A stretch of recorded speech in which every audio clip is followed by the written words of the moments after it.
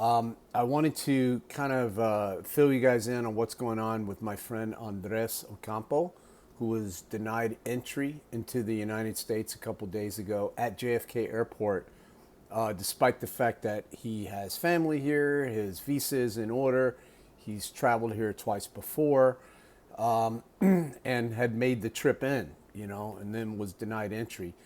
So the information I've gotten so far is from Andres after he returned home. He called me the next day, and when Andres and I communicate, it's a little bit of an English-Spanish thing. We both speak Spanglish. His English is not 100%. My Spanish certainly is not 100%. But here's what I was able to determine. So Andres got to, immigration, Department of Homeland Security to get into the United States. He was pulled for questioning. And during the questioning, he said that it seemed like they were looking for a reason, just any small reason to turn him back. So they were relentlessly peppering him with questions, why he was here, what he was doing here, was he working here illegally, things like that. And, Andres, I've seen a transcript of it, which I'm also going to share online at some point. I'm not going to do it right now, but answered completely honestly. And in the end, it appears that may have been his undoing, because at the end of the day, if they want to find something, they can find something. And that's what it seemed like they were doing. And my question to DHS is why? This is not a safety issue at all. Andres presents no safety risk at all. And he's already come and gone back twice before. He doesn't want to live here. He has family, he has kids in Colombia. He has a business in Colombia. And he has a track record of always returning. He doesn't overstay his visa. This guy was doing it right, and you sent him back. And that's what I don't understand.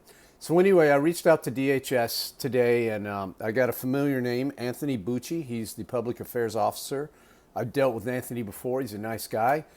Dealt with him before whenever we had come in, I think, from Iceland a couple years ago, and just getting through immigration was just a zoo, a disorganized, incompetent mess at JFK. So Anthony was my correspondent there. I don't know if he'll remember me, but that was in 2017. But here's an email I'm sending to Anthony. I'm going to read it to you because I know it's probably more fun to hear me read it. Dear Anthony, if you read down the email chain, you will see we've corresponded before in 2017. Unfortunately, I now have a more critical reason for emailing regarding an excellent and trusted musician friend of mine, Andres Ocampo, from Medellin, Colombia, who works on our TV show, Raw Travel, and is signed to my record label, Punk Outlaw Records. Andres has family here, a mother and a brother in New York City, and has visited twice before. And despite his papers being in order, he was denied entry via JFK on June 4th, 2019. This resulted in him being escorted through the airport like a criminal, forced to return home to Colombia in what resulted in a 30-hour round trip that should have taken no more than 6 hours one way. According to Andres, he was questioned mercilessly as if the agents were trying to desperately find a reason to deny him entry. He was pressured to sign the attached document, or as he states, a confession to avoid charges of fraud. All of this has me very confused, as Andres has done nothing but abide by U.S. law to the best of his ability. Andres is one of the kindest, gentlest, most law-abiding people I've ever known. Andres' mother is currently physically sick, and now she's also heartbroken at this development, as am I. Andres spent a significant portion of his savings, hard-earned partly through royalties, earned through working with our show, Raw Travel TV, to visit family and to work on some new projects over the summer. Andres is going to be featured in an episode of Raw Travel coming up this fall entitled Going Solo, Return to Medellin, an episode that we've shot but has not yet been edited. I'd like to incorporate his difficulties at DHS into the episode. Also, we're sharing this experience with our 50,000 or so social media followers on Facebook, Instagram, Twitter, TripAdvisor, and YouTube. To do this, I'd like a better understanding of what happened and why, and I'm hoping you can help. You may not remember our discussions from before, but I have a great respect for law enforcement and the job DHS does in doing to keep U.S. citizens safe.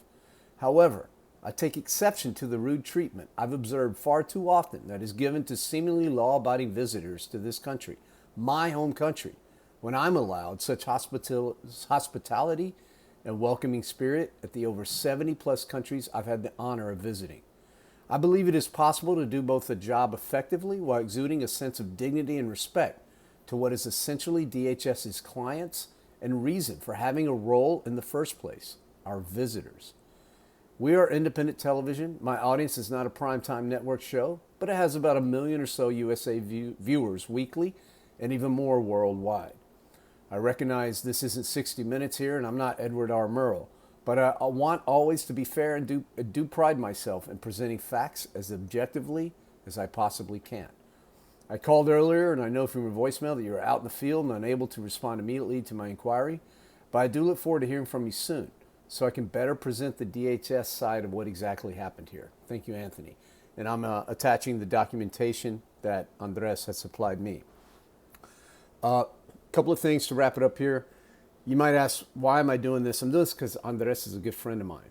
I'm doing this because this is an injustice that occurs every day throughout this country. I'm doing this because I've witnessed, as I said in the letter, rude treatment of visitors many times before through my own experience when I used to get detained before I got global entry. I got detained because someone matched my description. The DHS agents that I dealt with felt like they were above the law. They owed me no explanation, and they were rude, period. End of story. Abuse of authority comes to mind. Now, I know a lot of you guys out there probably have had way worse stories than what I have. So that doesn't keep me from doing this. I'm doing this not because of my own experience, but because I know that it's even worse for other people. And then the other reason is Raw Travel's a family. Andres is a key component of that family. He's a musician who created what eventually became the theme song to Raw Travel. He's a very good friend of mine. And once you're with Raw Travel, you're my responsibility. Even though I didn't know he was coming in that particular day, I knew Andres was coming in. We had a lot of plans to work on some really cool stuff this summer. All that was scuttled. But most importantly, the human element. His mother is sick, wants to see her son, was expecting to see her son. Andres spent money that is extremely hard earned, way more hard earned than what we do in the U.S., and to make this happen. He abided by the law and did everything that he could in his power to make sure that he had everything in order. And, you know, the reality is bureaucracies in this country, whether they be with a corporate bureaucracy or a government bureaucracy, feels a lot like gotcha. It's like, you know, I can figure out a way to make you pay, either financially or returning to your country if I want to, because I can make the process so bureaucratic and impossible that only a select few people will actually navigate the hoops that I've put in front of you to jump through. And so we know this. We go through this every day, whether it be our cable company or our government. We know that this exists. What do we do about it? Most of the time, we rant and rave on social media and then nothing gets done. I don't want to do that. I mean, I know this sounds like I'm ranting and raving, but I'm not. I'm actually trying to figure out what happened here. How can we help it? Can we change the situation? If we can't, can we at least engage awareness of it? I have no idea if anything's going to become of this. I doubt it, but I got to try. It's the best I can do. So anyway, this is turning into a 9-minute video. If you sat through it all, I hope it was worth your time. I appreciate you watching. I appreciate the words of support. One last request, please, if I could.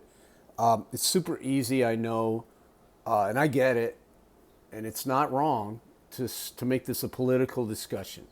It is kind of a political thing, I think, with our current political environment. However, it's so divisive, and it's such a divisive topic politically. I always want Raw Travel to be kind of like above that, beyond that. I'm a citizen of the world. I don't know about you. So let's try to avoid, you know, scapegoating or talking about certain individuals, and I think you know who I'm talking about, who are, excuse me, at fault here. And let's talk about the system and how we might be able to change it. I've had a lot of people share their stories with me. I appreciate that. That always is welcome. Please feel free to do that. And what I will do in response is do everything I can to keep you guys informed on what's going on here. If you don't care about this stuff, just don't watch. It's okay. This is not part of our travel normal content, I understand. This will, however, as I said in the letter, be